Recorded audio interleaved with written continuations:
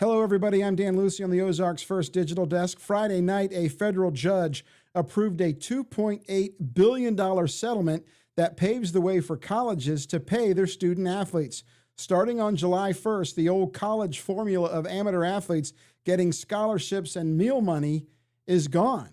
This is all the result of Grant House. Grant was a swimmer at Arizona State University who said that athletes invest a lot of their time and bring a lot of money to the university, and they ought to get a cut of that money. He sued the NCAA, and after nearly 5 years of bickering, both sides agreed to a settlement.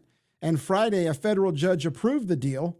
Out of that $2.8 billion, colleges and universities will be allowed to pay out as much as $20 million a year to their student athlete. That means about 50% of the school's sports revenue will pay athletes' salaries. A cut of that money will also go to former athletes who missed out on name, image, and likeness money. Where will they get all of this cash? Well, they'll try to solicit donations from alumni, and some sports economists say that they'll have to make some cuts to things like coaches' pay, facilities, and maybe even non-revenue-bearing sports. Another place you might see cuts is Olympic sports. And now if more money is going to the athletes in football, let's say, that's less money that can be used to cover, scholarships and some of these other sports. Because of this settlement, teams will have roster limits instead of scholarship limits. That means that there may not be any room for walk-ons. Another concern, the big power conference schools will just get richer and bigger.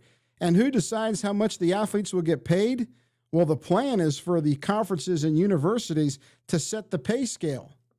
One of the biggest and powerful conferences is the Southeastern Conference. Mizzou and Arkansas are a part of this Super League, and SEC Commissioner Greg Sankey reacted to the decision. He says ultimately it'll be a good thing for college athletics. This decision also brings us to a point of having the opportunity for stability and fairness in a new system, replacing what has been a chaotic number of months in a fully unregulated environment. The decision on Friday is a significant step forward toward building long-term stability for college sports while protecting the system from bad actors seeking to exploit confusion and uncertainty.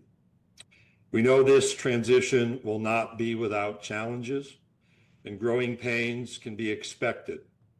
This settlement and all of the money that's involved is one of the driving forces that moved Missouri State from the Valley to Conference USA. We'll have to wait and see how all of this pans out, but one thing is for sure, the old days of college sports in the 50s and the 60s is long gone.